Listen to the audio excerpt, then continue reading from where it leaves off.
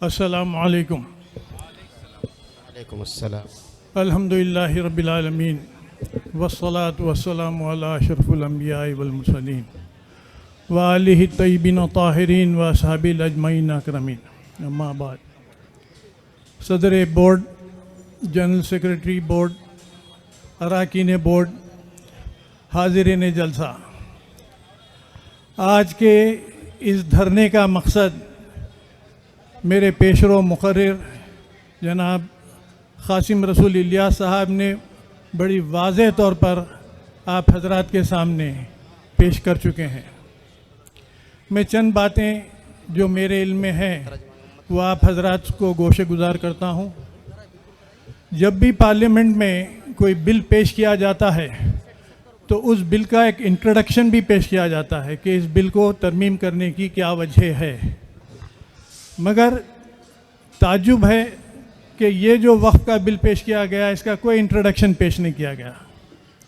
اور دوسرا، جب بھی کوئی بل پیش کیا جاتا ہے یا اس میں کوئی ترمیمات لائے جاتے ہیں تو اس کی اصلاح کے لیے لایا جاتا ہے، اس سبجیکٹ کی فائدے کے لیے لایا جاتا ہے. مگر یہ جو بل لایا گیا یہ اوقاف کو ڈیفیٹ کرنے کے لیے لایا جا رہا ہے، اوقاف کو ختم کرنے کے لیے لایا جا رہا ہے. اس سلسلے میں جیسا میرے پیشرو مقررین نے کہا، جوائنٹ پارلیمنٹری کمیٹی سے نمائندگیاں ہوئیں، مسلم پرسنل لاء بورڈ کی طرف سے بھی نمائندگی ہوئی، تلنگانہ اسٹیٹ وقف بورڈ کی طرف سے بھی ہوئی، آندھرا پردیش اسٹیٹ وقف بورڈ کی طرف سے بھی ہوئی، اور یہ وقف بورڈز کی طرف سے بھی اس بل کی مخالفت کی گئی. آندھرا پردیش وقف بورڈ کی طرف سے بھی بل کی مخالفت کی گئی، تلنگانہ اسٹیٹ وقف بورڈ کی طرف سے بھی بل مخالفت کی. باوجود یو پی اسٹیٹ وقف بورڈ کی طرف سے بھی مخالفت کی گئی، بہار وقف بورڈ کی طرف سے، تمام جتنے وقف بورڈز ہیں سب کی طرف سے اس کی مذمت کی گئی اور مخالفت کی گئی. باوجود اس کے کوئی اسٹیک ہولڈر کی سماعت نہیں کی گئی، بلکہ الٹا یہ کہا گیا کہ وہ آرکیالوجیکل سروے آف انڈیا والوں کو یہ سکھایا جاتا ہے کہ تم آ کے اس بل کی تائید کرو اور یہ کہو کہ وقف کے تحت ہونے کی وجہ سے یہ جو آثار ہیں، مونیومنٹس ہیں، یہ پورے خراب ہو جا رہے ہیں، لہٰذا اس کو وقف سے خارج کر دیا جائے.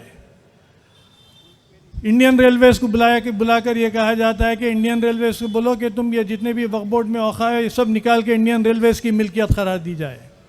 تو یہ ایک پوری سازش کے تحت ہو رہا ہے اور ان کا پورا ایجنڈا مسلم کش ایجنڈا ہے. جیسا کہ ان کا 2014 میں یہ منصوبہ تھا کہ مسلمانوں کی شناخت کو ختم کر دیا جائے آہستہ آہستہ. اسی کی کڑی میں CAA کا قانون لایا گیا، اس کے بعد کامن یہ ٹرپل طلاق کا لایا گیا، جیسا موب لنچنگ کی گئی، مسلم عورتوں کے حجاب کے ساتھ کھلواڑ کیا گیا. یہ ایک منصوبہ بند سازش کے تحت ہمارے مذہب کے ساتھ، ہماری شناخت کے ساتھ کھیلا جا رہا ہے. وقف کی جائیداد یا وقف شریعت کا ایک حصہ ہے اور شریعت کے تحت رہنے کا ہمارا کو دستوری حق ہے.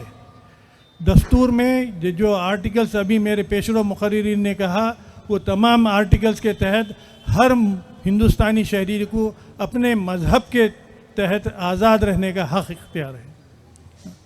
یہ وقف کے قانون کو جناب چندرا بابو نائیڈو صاحب بہت اچھا جانتے ہیں، اس لیے کہ وہ جب یونائٹڈ آندھرا تھا تو مسلم مائنورٹی ویلفیئر ڈپارٹمنٹ ان کے پاس کئی ٹینیور میں ان کے پاس رہا، اور میں آندھرا پردیش وقف بورڈ کا بھی ممبر رہا سو ہوں.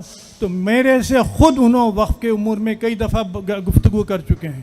تو ایسی بات نہیں ہے کہ وہ وقف سے واقف نہیں ہے، وقف کے شرعی اہمیت سے بھی واقف ہے، وہ وقف کی دستوری اہمیت سے بھی واقف ہے.